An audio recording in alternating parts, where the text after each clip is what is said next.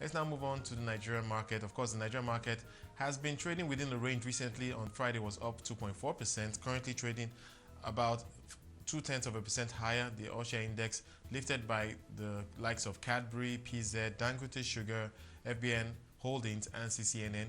Let's now cross to UBA Capital, where Abiola Rasaq is standing by. He's team lead researcher at UBA Capital. Abiola, thank you very much for joining us. Like I did mention, the market has been stuck within a range over the last few sessions, mainly driven by Dangote Cement. To be honest, we've seen that stock being quite volatile recently. What are your thoughts on where the market is right now? We are ending the 5th month of the year. The market is up about 30%. Thank you very much, Wole. You remember very well the last time I actually made a comment on the market. I've said May would actually be a good month for the equities market. And of course, if you look at that on a monthly basis, May has actually been the single largest, best performing month for the Nigerian equities market. Of course, returning about 11% month to date. But the interesting thing is that at this point in time, we're beginning to be cautious on the market as we think that the market is currently rich in valuation.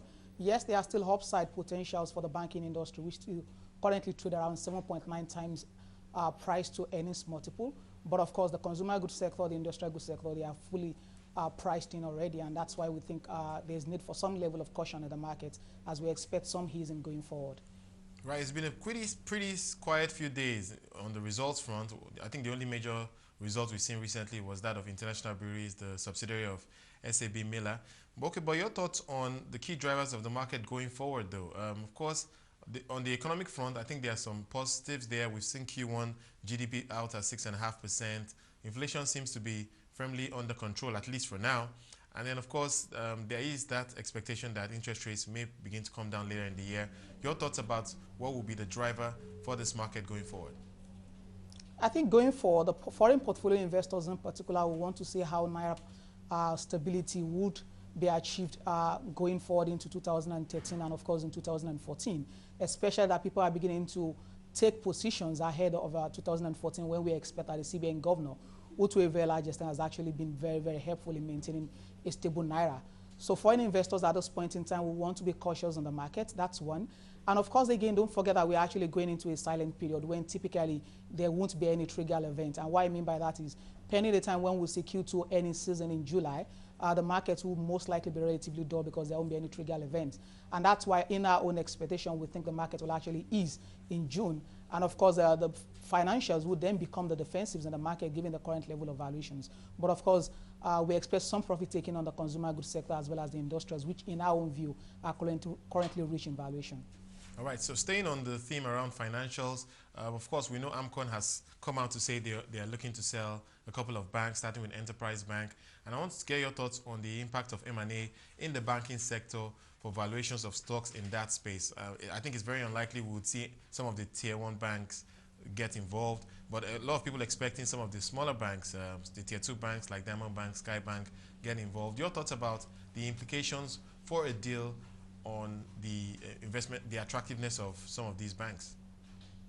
In the interim, I actually think it's going to be a little, have less impact on the valuations of the peer counters listed on the Nigerian Stock Exchange. And that's largely because the M&A activities that we expect, I think it will most likely be concentrated within the Tier 2 banks. And of course, we expect some foreign investors to also come into the market, either private equity funds or also some other banks who are looking to play in Nigerian markets at this point in time. And that's why pretty much we expect that the impact will actually be muted on the listed Nigerian banks. But of course, when you look at it from the overall confidence that people would have in the market, I think it's going to be positive, largely because we're beginning to see a situation whereby that will mark almost the end of the Nigerian banking sector resolution. And that's because we're beginning to see possibility of transferring these banks from the public hand into the private hand, which of course is something the CBN is very keen on. Right. Let's speak about Dangote Sugar. It's one of the gainers, at least in early trade today. Your thoughts about the attractiveness of that stock? It's a stock that a fund manager that I spoke to earlier on Open Exchange today mentioned as something that he thinks is very attractive. Your thoughts on Dangote Sugar? Dangote Sugar has always been at a peak since the beginning of the year. Remember very well, even when the stock was actually trading around 7 Naira, we did make a call of around 10 Naira 20 kobo year-end target price for Dangote Sugar. Basically because we believe that raw sugar prices currently will give Dangote Sugar the opportunity to improve on its margin.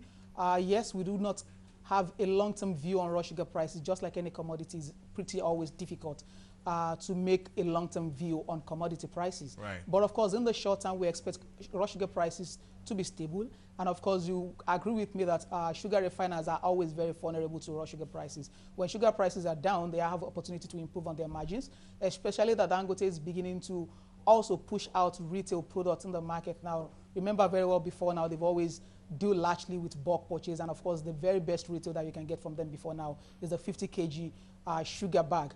But now we're beginning to see more of their retail products in the market, and to a very large extent to give them the ability to actually push increase in raw sugar prices to the final consumers. And that's why for us, we think Dangote Sugar is still very much in the money. As a matter of fact, we expect our 10 naira 20 kobo target price will actually be materialized in the market anytime soon.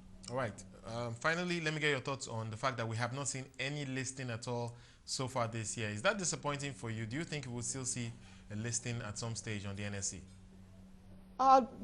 Definitely, the primary market activity will actually resume, particularly in 2014. Remember very well, despite we've not seen any public offer or maybe any new listing in the market this year, remember very well, we've also seen the likes of UPDC rates coming into the market. And of course, that was quite a successful deal. Beyond that, we've also seen the Owando rights issue, which was 101% oversubscribed, subscription level, meaning that it was fully subscribed. And of course, we also expect that the likes of Skybank, for instance, the likes of Diamond Bank will come into the market, possibly before the end of the year or early 2014, to also do seasoned equity raising as well as debt raising. So on the back of this, I think the primary markets will most likely peak again towards the end of the year and the early part of 2014, especially within the banking industry, that we expect a good number of the banks to actually come into the market to raise further capital.